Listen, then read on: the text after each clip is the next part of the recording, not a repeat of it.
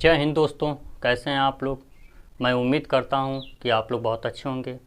आज हम लोग भारत के भूगोल अध्याय 1 भारत का भौगोलिक परिचय का अध्ययन करेंगे। आइए चलिए क्लास पे आते हैं। भारत का सामान्य भौगोलिक परिचय।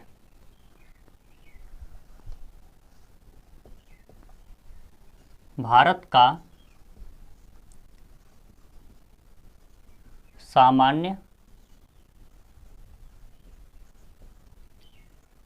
भौगोलिक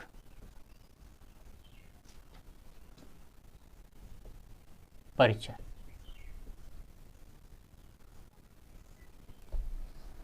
भारत का सामान्य भौगोलिक परिचय के अंतर्गत हमारी पहली टॉपिक भारत का नामांकन। भारत का नामांकन अर्थात कहने का मतलब यह है कि जब किसी घर में बच्चे का जन्म होता है तो उसका नामांकन किया जाता है, उसे किसी नाम से बुलाया जाता है। उसी तरह भारत का नामांकन कैसे हुआ, इसके बारे में हम लोग चर्चा करेंगे। तो सबसे पहले हम यह जानते हैं कि भारत को हम किन किन नामों से जानते हैं। तो भारत को हम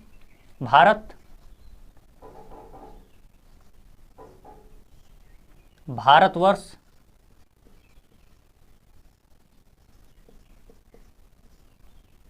इंडिया,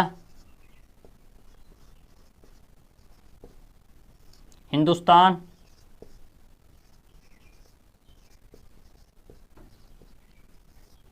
आर्यावर्त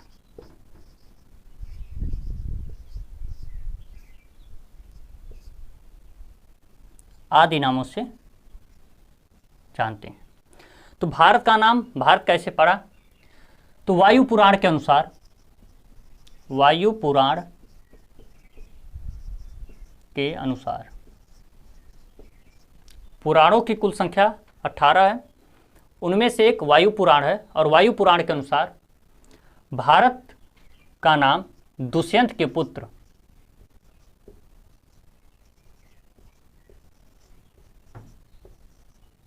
भरत, दुष्यंत के पुत्र भरत के नाम पर इस देश का नाम भारत पड़ा। भारतवर्ष ऋग्वेद के अनुसार, ऋग्वेद के अनुसार जनों में सबसे शक्तिशाली जन थे भरत। ऋग्वेद के अनुसार आर्यों के सबसे शक्तिशाली जन, आर्यों में सबसे शक्तिशाली जन जो थे वे भरत थे, और इन्हीं के नाम पर इस देश का नाम भारत पड़ा। इंडिया और हिंदुस्तान के पीछे क्या कहानी है? तो सबसे पहले थोड़ा सा आप मैप के माध्यम से ये जान जाइए।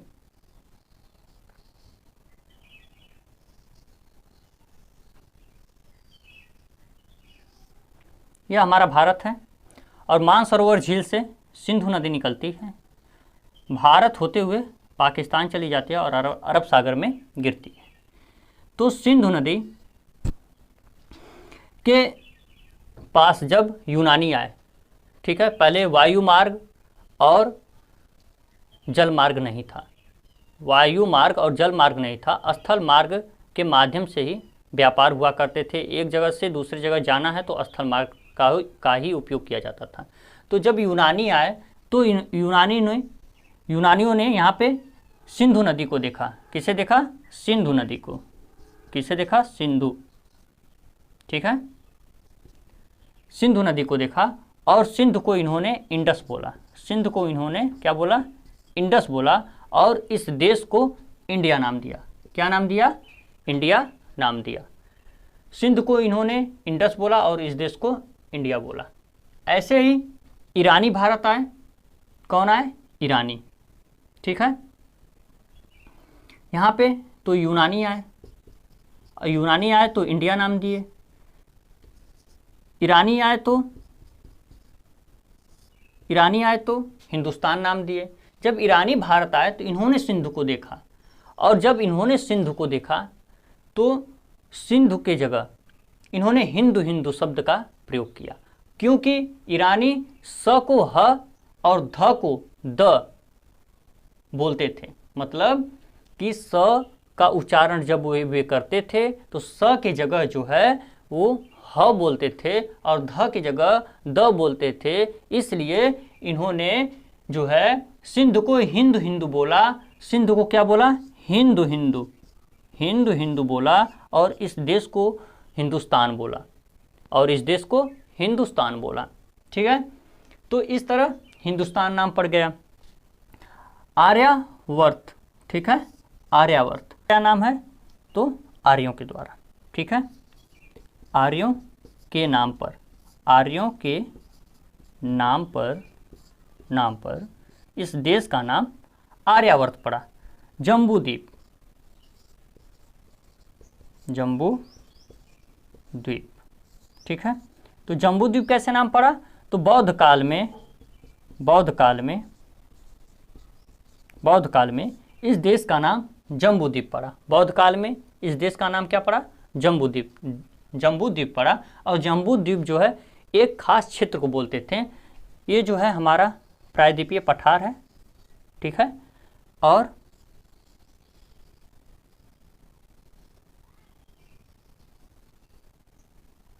समझने के लिए थोड़ा समझ लीजिए।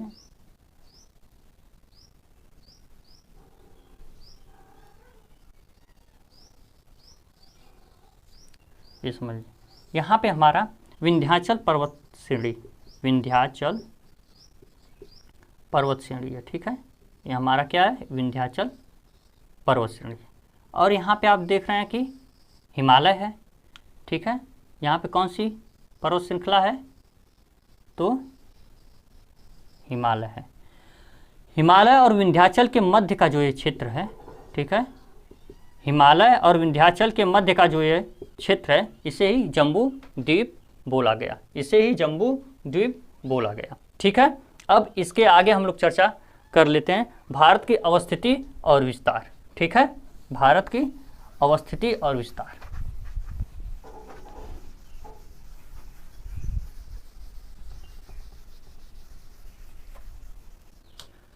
भारत की अवस्थिति और विस्तार। ठीक है,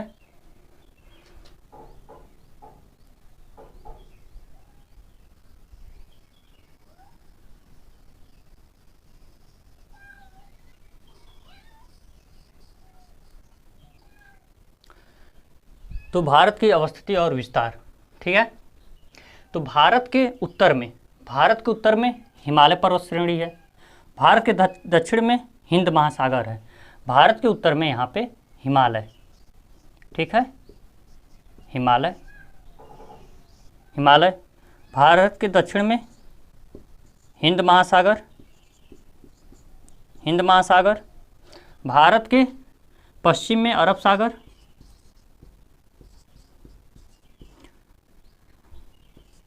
और भारत के पूर्व में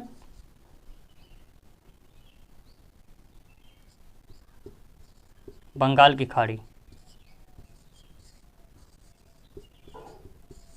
भारत के पूर्व में बंगाल की खाड़ी स्थित है। अब भारत की आकृति कैसी है? तो भारत की आकृति, ठीक है, आकृति की बात की जाए, भारत की आकृति, तो आकृति कैसी है? चतुष्कोणीय। कैसी बताई गई है? चतुष्कोणीय आकृति। ठीक है, कैसी आकृति है? चतुष्कोणीय है। ठीक है, भारत का क्षेत्रफल कितना है? भारत का क्षेत्रफल तो 32,87,263 वर्ग किलोमीटर है। ठीक है, वर्ग किलोमीटर। ठीक है, 15वीं वन रिपोर्ट के अनुसार, 15वीं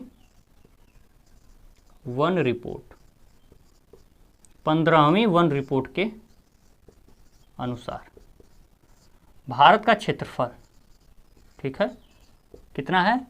तो 32,87,263 469 वर्ग किलोमीटर, वर्ग किलोमीटर। यह कैसे बढ़ गया? तो अब तक हम पाकिस्तान अधिकृत क्षेत्र, ठीक है, पाकिस्तान अधिकृत क्षेत्र और चीन अधिकृत क्षेत्र को जो है शामिल इसमें नहीं किए थे। 15वीं वन रिपोर्ट में हमने इस क्षेत्र को भी इसमें शामिल कर लिया। अब इस समय जो है भारत का क्षेत्रफल 32,87,469 किलोमीटर हो गया है। भारत की आकृति चतुष्कोणीय, क्षेत्रफल 32,87,263 वर्ग किलोमीटर। 15वीं वन रिपोर्ट के अनुसार भारत का क्षेत्रफल 32,87,469 वर्ग किलोमीटर, ठीक है, 15वीं वन रिपोर्ट के अनुसार। अब हम चर्चा करते हैं भारत की लंबाई, ठीक है, किस पे? भारत की लंबाई। भारत की लंबाई, ठीक है, तो भारत की लंबाई 3,214 किलोमीटर। कितनी है? 3,214 किलोमीटर, 3,214 किलोमीटर। भारत की चौड़ाई की बात की जाए 2,933 किलोमीटर, 2,933 किलोमीटर, ठीक है। तो ये तो पूरा क्षेत्रफल हो गया भारत का 32,87,469 किलोमीटर। भारत की अगर लंबाई की बात की जाए, भारत की अगर लंबाई की बात की जाए तो उत्तर से दक्षिण की लंबाई, ठीक है, उत्तर में इंद्रकौल, इंद्रकौल से दक्षिण में कन्याकुमारी तक, यह जो लंबाई है यह 3,214 किलोमीटर, 3,214 किलोमीटर। अरुणाचल प्रदेश से बात की जाए किबिथु, ठीक है, पूर्वी बिंदु किबिथु, और जो है गुजरात का पश्चिमी बिंदु गौर माता, अर्थात भारत का पश्चिमी बिंदु गौर माता जो है, तो यह इसकी चौड़ाई हो गई। और चौड़ाई कितनी है? 2,933 किलोमीटर, 2,933 किलोमीटर इसकी चौड़ाई हो गई, ठीक है। भारत की लंबाई और भारत की चौड़ाई। भारत की स्थलीय सीमा की लंबाई, स्थलीय सीमा क्या है? तो गुजरात से लेके, ठीक है, गुजरात से लेके राजस्थान, पंजाब, जम्मू कश्मीर, लद्दाख, ठीक है, यह क्या है? भारत की स्थलीय सीमा है। तो भारत की स्थलीय सीमा, भारत की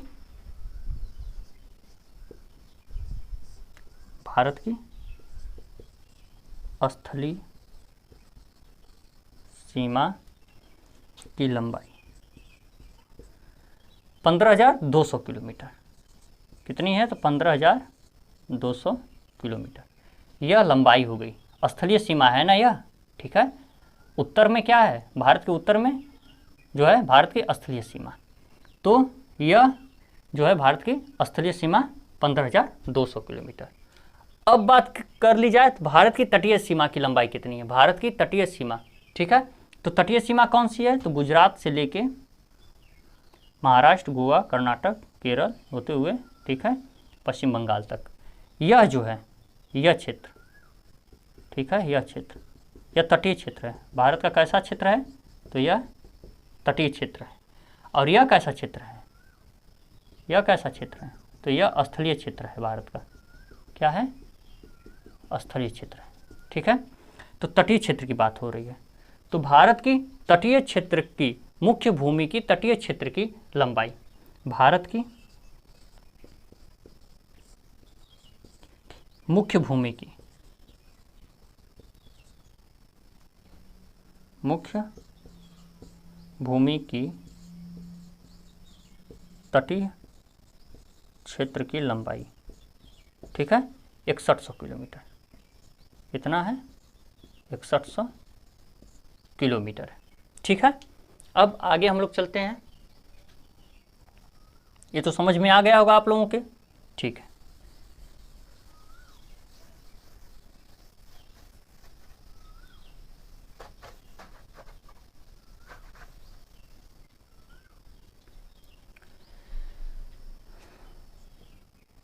अब भारत की कुल तटीय लंबाई, अब तक तो मुख्य भूमि की तटीय सीमा की लंबाई हमने पढ़ा 6100 किलोमीटर।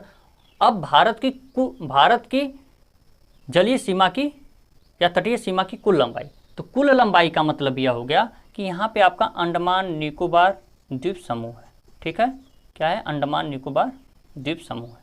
तो इसकी कुल लंबाई और भारत की मुख्य भूमि की तटीय सीमा की कुल लंबाई, ठीक है। अगर इसकी कुल तटीय सीमा की लंबाई, इसकी कुल तटीय सीमा की लंबाई और भारत की मुख्य भूमि की तटीय सीमा की कुल लंबाई जोड़ दी जाए तो कुल तटीय सीमा की लंबाई, भारत की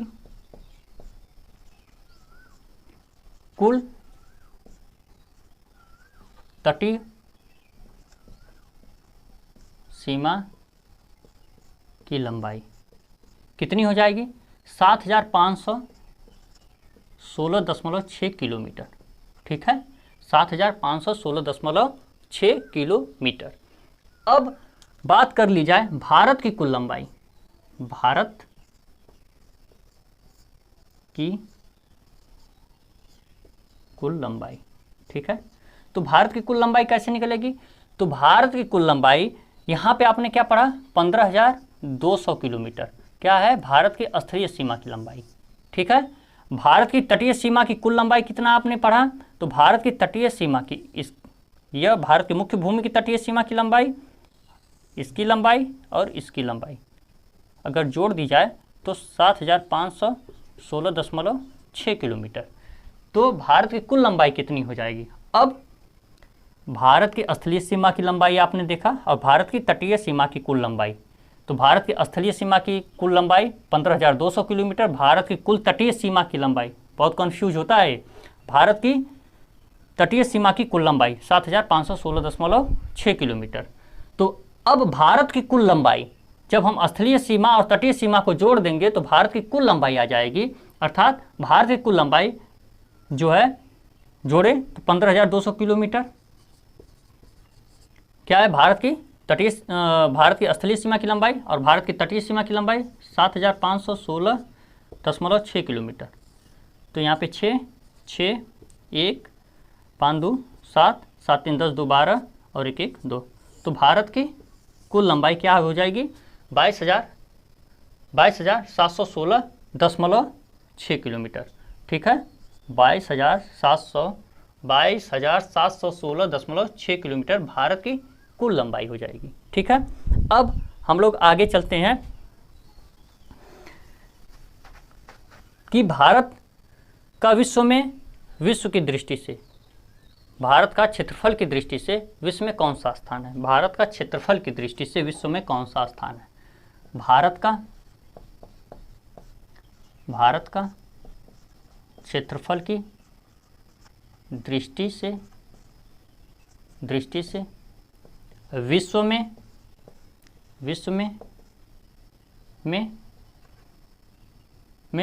कौन सा स्थान है, ठीक है, कौन सा स्थान है। तो भारत का क्षेत्रफल की दृष्टि से विश्व में 7वां स्थान है।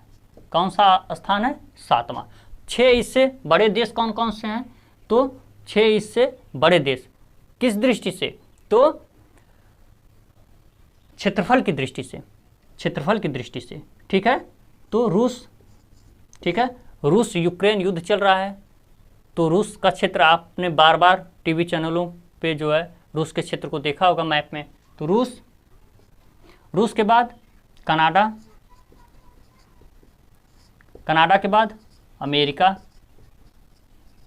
क्रम से है, ठीक है। रूस सबसे बड़ा है, उसके बाद कनाडा का क्षेत्रफल है, उसके बाद अमेरिका का क्षेत्रफल है, इसके बाद चीन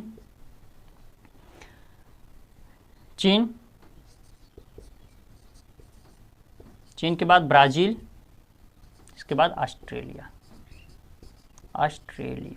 ठीक है, ऑस्ट्रेलिया, ठीक है। और 7वें नंबर पे कौन है, 7वां स्थान जो है, 7वां स्थान भारत का है, ठीक है, 7वां स्थान भारत का है। विश्व के कुल क्षेत्रफल विश्व का कुल क्षेत्रफल मतलब 100%। तो विश्व के कुल क्षेत्रफल का 2.43%, विश्व के कुल क्षेत्रफल का, विश्व के कुल